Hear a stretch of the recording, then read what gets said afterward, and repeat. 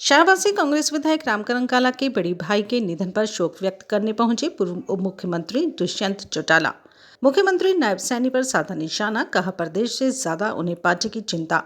प्रदेश कर्जे में 6 नंबर पर, हरियाणा का आर्थिक संतुलन हो रहा खराब। SYL पर बोले हरियाणा के मुख्यमंत्री, सुप्रीम कोर्ट में कंडक्ट ऑफ कोर्ट एप्लीकेशन डालें, पैरामिलिट्री फोर्स भेज, सुप्रीम कोर्ट खुद करवाएगा निर्माण।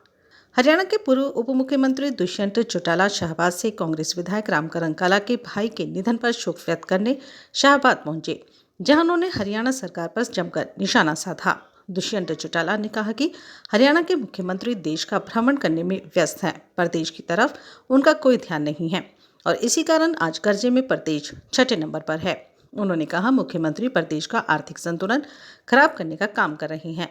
मुख्यमंत्री के बढ़ते पंजाब दोनों पर बोलते हुए दुष्यंत चौटाला ने कहा कि मुख्यमंत्री केवल पार्टी की चिंता करते हैं, प्रदेश की नहीं।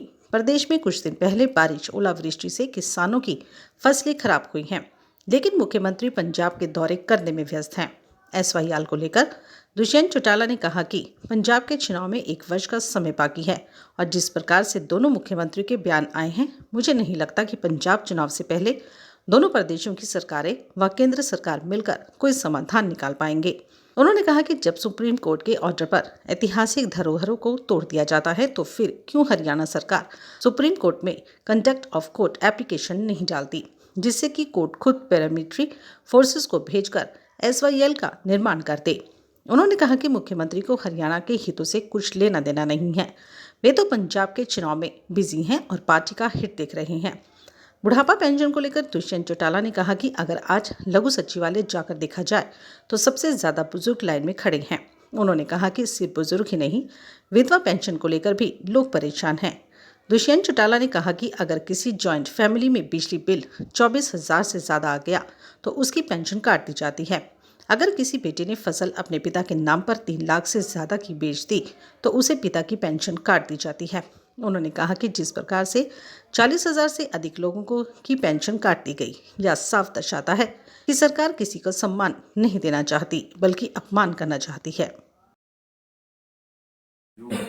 कर रही है विकास को लेकर, मुख्यमंत्री केवल मात्र प्रदेश का भ्रमण कर रहे हैं, प्रदेश का ध्यान नहीं रहे और यही हालात है कि आज सबसे ज़्यादा वर्ल्ड बैंक के कर्जावान प्रदेशों में 6 नंबर पर हरियाणा आया है।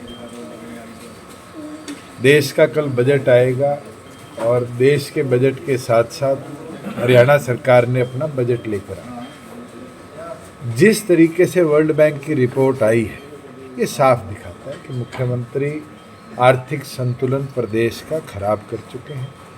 केवल मात्र बातें करना उनका ध्यान है और पिछले 6 महीने में तो हरियाणा से ज़्यादा मुख्यमंत्री पंजाब में दौरे करते दिखे। हरियाणा के मुख्यमंत्री हरियाणा के हित की सिवाय पंजाब के चुनाव को फोकस करके काम करना, ये कहीं ना कहीं हरियाणा के लिए बहुत बड़ा खतरा है। आपने खुद देखा 4 दिन पहले ओलावृष्टि हुई, अभी तक मुख्यमंत्री का कोई स्पेशल गिरदावरी कराने के उपरांत या उस क्षेत्र में जहां ओलावृष्टि हुई किसान को कोई मुआवजा देने के ऊपर एक बयान भी नहीं आया जी। ये साफ दिखाता है कि मुख्यमंत्री हरियाणा की जनता के हित के बारे में नहीं सोचते। सर SYL के ऊपर भी मीटिंग हुई है, अब फिर दोबारा मीटिंग हुई है, मगर कुछ का परिणाम नहीं निकल के आ रहा। चुनाव पंजाब का आ रहा है और दोनों मुख्यमंत्रियों ने जिस तरह की स्टेटमेंट दी है, मुझे नहीं लगता पंजाब का इलेक्शन जो 1 साल बाद है, जब तक SYL पे दोनों सरकारें और केंद्र सरकार कोई निर्णय लेगी।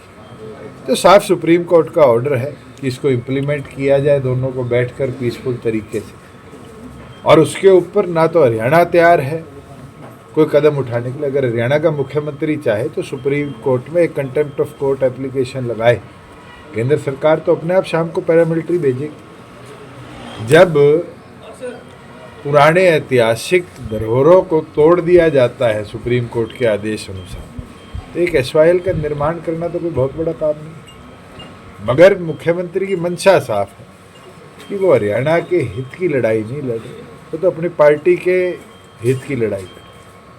तो सर जैसे विपक्ष का आरोप है कि वोट की जा रही है 2100 केवल मात्र बुढ़ापा पेंशन नहीं, आज विधवाओं से, अपाहिजों से, प्रमाण मान लिए गए कि अपनी वेरिफिकेशन दोबारा करा के प्रमाण दें। बुजुर्गों के अगर जॉइंट फैमिली में भी घर का बिल 24,000 आ गया तो पेंशन काट दी गई। किसी के बेटे ने फसल बाप के नाम पे बेच दी, 3 लाख रुपए की फसल बिकी, उसकी पेंशन काट दी। आज आप अपनी मिनी सेक्रेटरीट में चले जाओ, सबसे बड़ी मात्रा में बुजुर्ग खड़े हैं। 40,000 से ज़्यादा बुजुर्गों की पेंशन काटना, ये साफ दिखता है कि सरकार का लोगों को सम्मान देना उद्देश्य नहीं है, लोगों का अपमान करना उद्देश्य है।